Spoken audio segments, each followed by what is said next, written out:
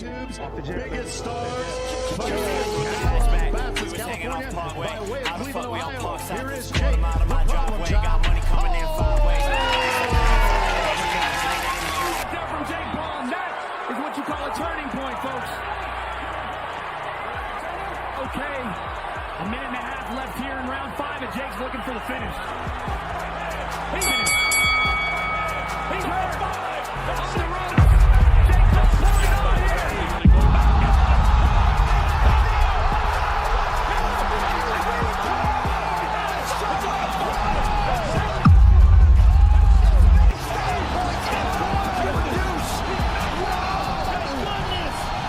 During his second appearance on Logan Paul's podcast after 5 years, Mike Tyson shocked the hosts with several sharp remarks early in the conversation.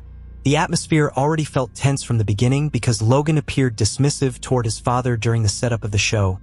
As Tyson sat down on the sofa, Logan instructed the crew to move his father away from the camera so the focus could stay on Tyson.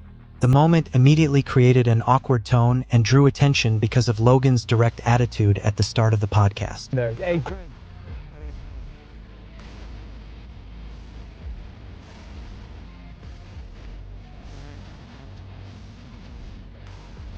Mike Tyson appeared genuinely shocked by the way Logan Paul treated his father during the podcast, even asking if Greg was really his father because of how dismissive the interaction seemed. The moment added even more tension to the atmosphere early in the show. Tyson also reflected on his previous appearance on the podcast years earlier, where he admitted he was heavily under the influence of edible mushrooms and not fully aware of everything happening around him. According to Tyson, the situation left him unable to properly engage in a serious or meaningful conversation, and he felt the hosts never truly took him seriously during that appearance. This time, the tone felt very different, with Tyson appearing far more alert, direct, and willing to speak openly about moments that previously caught him off guard. First thing he said when he walked in. During the earlier podcast appearance. According to the discussion, the atmosphere became increasingly chaotic as Logan Paul watched Tyson continue taking more mushrooms despite the obvious risks and intensity of the situation. At one point, Tyson even claimed he could consume an entire bag of them, which added to the wild and unpredictable tone of the moment. The conversation reflects how heavily intoxicated Tyson appeared during that appearance, contributing to why the discussion eventually became difficult to control. The episode was completely chaotic. It became the most watched episode of Impulsive at that time. When Mike Tyson returned for a second appearance, however, the atmosphere felt very different because he arrived sober, more composed, and in noticeably better physical condition. The conversation was calmer, more focused, and far more meaningful than the previous appearance. Early in the episode, Tyson explained that he had no real issue with Jake Paul's trash talk leading into the fight. He later expanded on the topic, saying that comments and controversy actually motivate him rather than offend him. Tyson even admitted he found it amusing watching Jake become the villain in the public eye instead of himself. Throughout Tyson's own career, especially following his legal controversies, he was rarely treated as a fan favorite, which contributed to his image as the baddest man on the planet.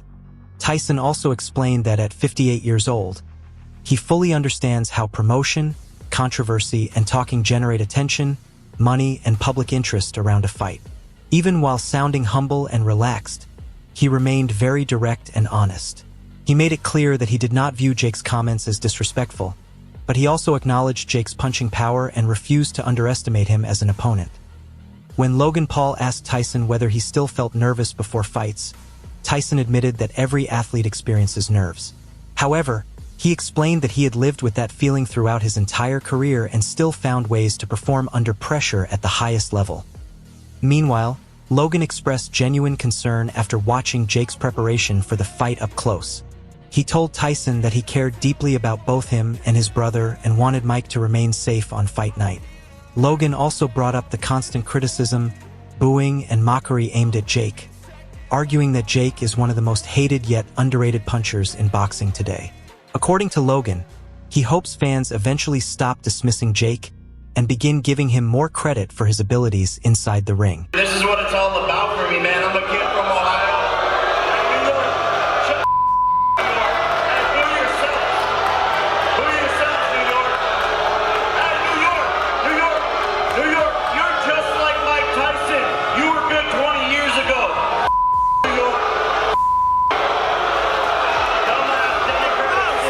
Logan Paul told Mike Tyson that Jake Paul had a fighter mentality from a very young age and even dreamed of becoming a Navy SEAL as a child.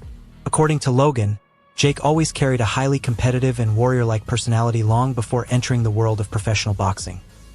Logan explained that Jake naturally gravitated toward challenges, intensity, and physical competition growing up, which is why he believes boxing eventually became such a strong fit for his mindset and personality. I want you to be okay.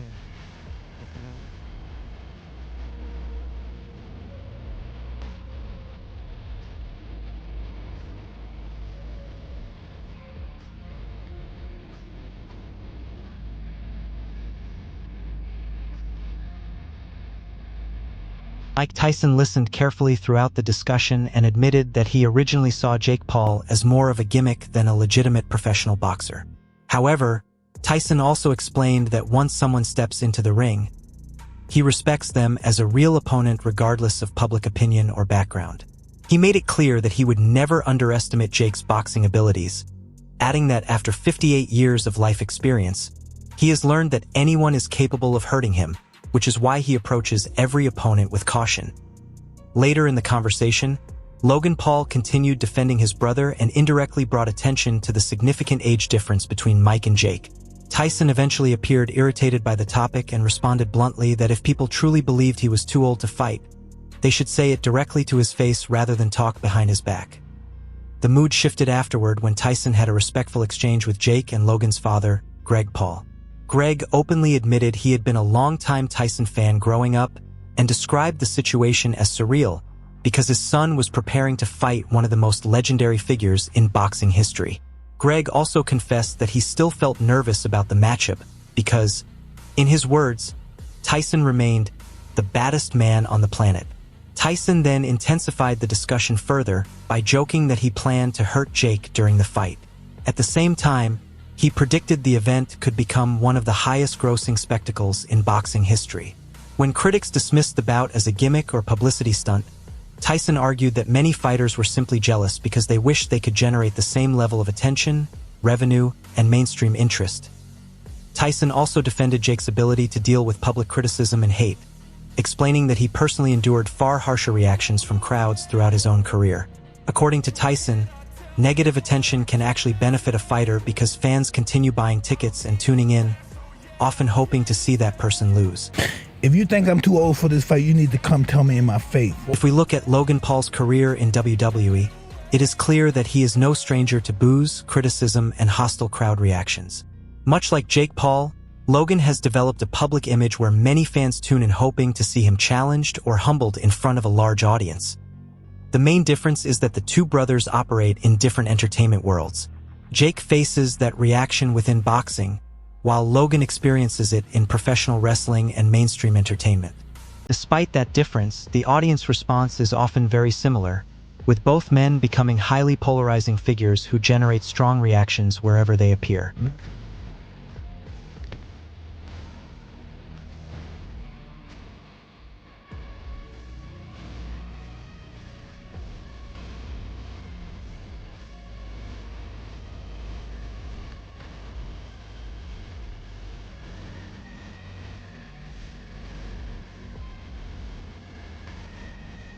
At the end of the conversation, Mike Tyson made it clear that he was not fighting Jake Paul because of financial desperation.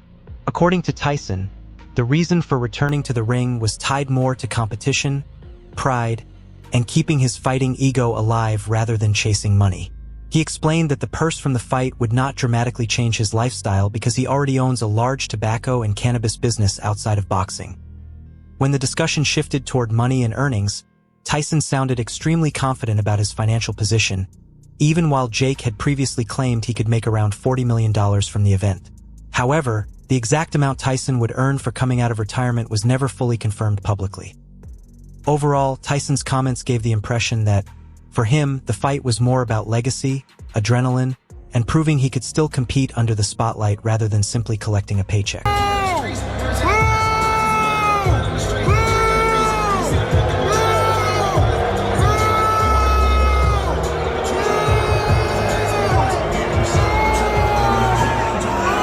Moreover, Jake Paul has reportedly been discussing a new idea aimed at reducing the constant booing and hostile reactions he receives during fights.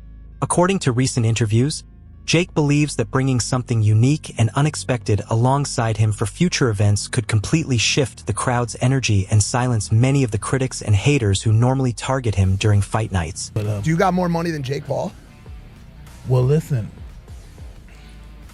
It's a possibility. I probably have more money than you think, but less than what you... While much of the podcast carried an entertaining and relaxed atmosphere, Mike Tyson appeared completely serious whenever the conversation shifted toward the fight itself. During this appearance on Impulsive, Tyson looked noticeably younger, healthier, and physically stronger compared to many of his previous interviews and public appearances. As November 15th gets closer, fans continue debating whether the fight with Jake Paul will fully become reality and whether it will officially count as a professional boxing bout. The uncertainty surrounding the event, combined with the massive attention it continues to generate, has only increased discussion across the boxing world.